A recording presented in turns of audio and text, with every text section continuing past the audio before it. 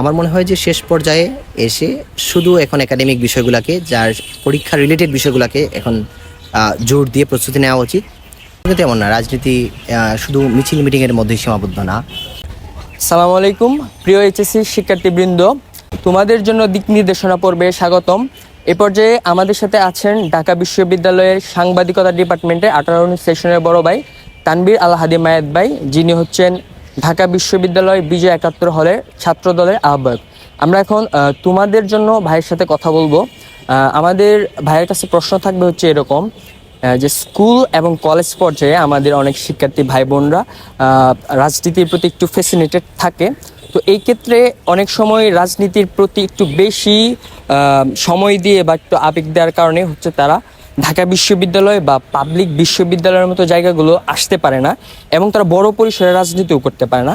অর্থাৎ তারা রাজনীতির জন্যই যেহেতু কলেজ টাইমে সময় দেয়, কিন্তু রাজনীতির যে বড় জায়গাটা পাবলিক বিশ্ববিদ্যালয়গুলো, যেখানে রাজনীতি আসলে যেমন আপনারা রাজনীতিটা করতেছেন, এই ধরনের রাজনীতিটা থেকে তারা বঞ্চিত হয়ে যায়। আচ্ছা, এই জন্য আপনি হচ্ছে তাদেরকে এটা আসলে আমাদের যে এখন বর্তমানে এইচএসসি 26-27 যারা আছেন তাদের জন্য না, পুরো এইচএসসি একটা কমিউনিটি যখন যারা আপকামিং আছে তারাও আসবে, তাদের জন্য আপনার এই দিক নির্দেশনাটা থাকবে। তো আপনি হচ্ছে কাইন্ডলি তাদের উদ্দেশ্যে তারা কিভাবে এই জায়গাটা ব্যালেন্স করে ঢাকা বিশ্ববিদ্যালয় বা পাবলিক বিশ্ববিদ্যালয়গুলোতে এসে তাদের যে কাঙ্ক্ষিত রাজনীতি করার যে আকাঙ্ক্ষা সেটা বাস্তবায়ন করতে পারে, দেশের সাথে কাজ করতে পারে। প্রথমত আমার যে বোঝার জায়গাটা শিক্ষার্থীদের উদ্দেশ্যে, যে আসলে রাজনীতি বলতে কিন্তু মিছিল মিটিংই না। যদি মিছিল মিটিং রাজনীতি হয় তাহলে কিন্তু একজন শিক্ষার্থী, একটা বাচ্চা যখন হাঁটতে শিখে ঠিক মতো এবং সে কথা বলতে শিখে, তখনই সে রাজনীতি করার যোগ্য হয়ে ওঠে। কিন্তু বিষয় কিন্তু এমন না, রাজনীতি শুধু মিছিল মিটিংয়ের মধ্যেই সীমাবদ্ধ না। এর বাইরে অনেকগুলো বিষয় আছে যে আপনি রাজনীতি ক্ষেত্রে আপনার চিন্তা করার বিষয়, আলাদাভাবে চিন্তা করার বিষয়, একটা কথা, একটা বক্তব্য, একটা চুক্তি, একটা আলোচনা বোঝার একটা বিষয় থাকে। তার মানে একটা ম্যাচুরিটির বিষয় থাকে। আপনি লক্ষ্য করলে দেখবেন যে আমাদের দেশে কিন্তু একজন মানুষের ভোটাধিকার দেওয়া হয় 18 বছর বয়সে, এবং একই সাথে একজন শিক্ষার্থী কিন্তু কলেজ থেকে বিশ্ববিদ্যালয়ে উত্তীর্ণ হওয়ার যে বয়সটা, মানে এইচএসসি পরীক্ষা দেয়, কিন্তু যদি সে ধারাবাহিকভাবে পড়াশোনা করে তাহলে কিন্তু 18 বছর বয়সে সে এইচএসসি পরীক্ষা দিয়ে ফেলে। তার মানে এটির সাথে একটা কানেকশন আছে যে আপনি যখন এইচএসসি পরীক্ষা দিবেন, কলেজে বা উচ্চতর শিক্ষার জন্য যাবেন, তখন আপনার একটা ম্যাচুরিটি লেভেল আসে এবং আপনি একই সময় ভোটাধিকার প্রয়োগের মতো সক্ষমতা অর্জন করে।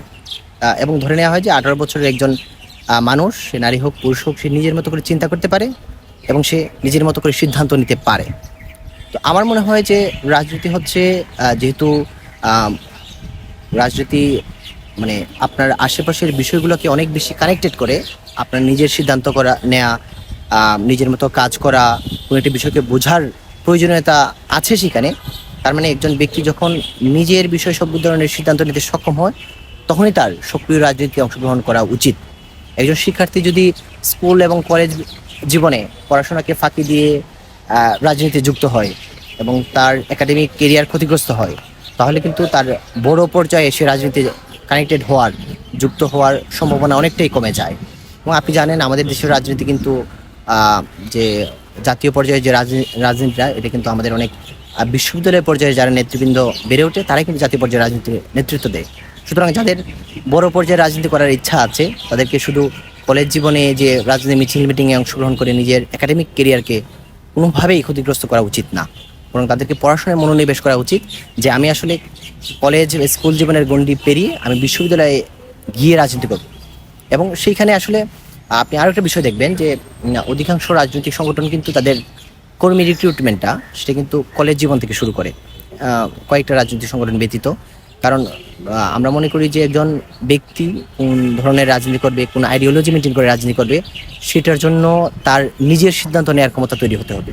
এবং আমরা যারা জাতীয়তাবাদী ছাত্রদল আছে, আমরা মনে করি যে আমরা কলেজ পর্যায়ে একজন শিক্ষার্থী এই ধরনের সিদ্ধান্ত নিতে সক্ষম, এবং আমরা সেই পর্যায়ে কিন্তু আমাদের কমিটিগুলো গঠন করি। এর আগে স্কুল পর্যায়ে কিন্তু আমরা কোনো ধরনের কার্যক্রম করি না। কারণ হচ্ছে এটাই যে একজন শিক্ষার্থীকে আমরা রাজনৈতিকভাবে, যখন সে ইমেচিওর, তখন তাকে আমরা আমাদের মতো মডিফাই করতে চাই না। আমরা চাই সে যখন নিজে ম্যাচিওর হবে, তখনই সে আমাদের আইডিওলজি, আমাদের চিন্তাভাবনা, কর্মকাণ্ড বিবেচনা করে আমাদের সাথে রাজনীতিতে আসবে।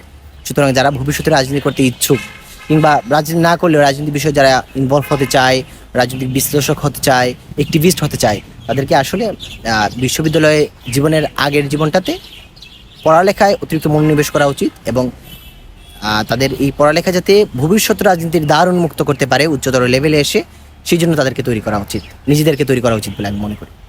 ধন্যবাদ তানভীর আল হাদি মায়েদ ভাইকে। ভাই হচ্ছেন আমার হলের বড় ভাই, আমার ক্যাম্পাসের বড় ভাই। তো তোমরা যারা এইচএসসি শিক্ষার্থী আছো, তোমাদের সামনে হচ্ছে পরীক্ষা। আমি জানি তোমাদের হচ্ছে এখন কিভাবে আসলে নিজেদেরকে খুব স্মুথ রেখে পড়াশোনা করে তোমরা এইচএসসিতে ভালো করতে পারবা এবং পরবর্তীতে অ্যাডমিশন দিয়ে ঢাকা বিশ্ববিদ্যালয়ে আসতে পারবা। ঢাকা বিশ্ববিদ্যালয়ে তোমাদের অনেক ফ্যাসিনেশন।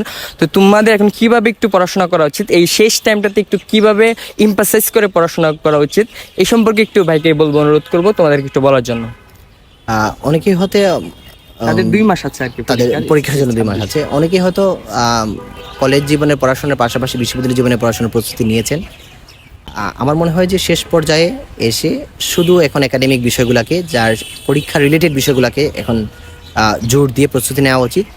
এবং যেহেতু শেষ মুহূর্তের প্রস্তুতির সময়, এখন আসলে যতটুকু পড়া হয়েছে এতদিনে সেই বিষয়গুলোকেই গুরুত্ব দেওয়া উচিত। নতুন কোনো বিষয়কে শেখার জন্য, একটা দুইটা বিষয়কে শেখার জন্য আসলে সময় নষ্ট করার কোনো প্রয়োজনীয়তা নাই। যদি ছোটোখাটো কোনো বিষয় থাকে সেগুলো বাদ দিয়ে যে বিষয়গুলোতে পড়াশোনা প্রস্তুতি সম্পন্ন হয়েছে সেই বিষয়গুলোকে বারবার রিভাইজ করা উচিত, হাতের লেখা প্র্যাকটিস করা উচিত, যাতে পরীক্ষার হলে গিয়ে কোনো ধরনের মানে লেখার ক্ষেত্রে অনেক বড় আসলে একটা ফাইনাল পরীক্ষাতে তো সবারই লেখার একটা ঝোঁক থাকে যে আমি আসলে সর্বোচ্চ পরিমাণে লিখবো, সেখানে যাতে হাতের কারণে কোনোভাবেই তার লেখা কোনোভাবেই ক্ষতিগ্রস্ত না হয়, সেই ধরনের একটা মানে শারীরিক প্রস্তুতিও রাখা উচিত। দুইটাই। মায়েদ ভাইকে আবারও ধন্যবাদ।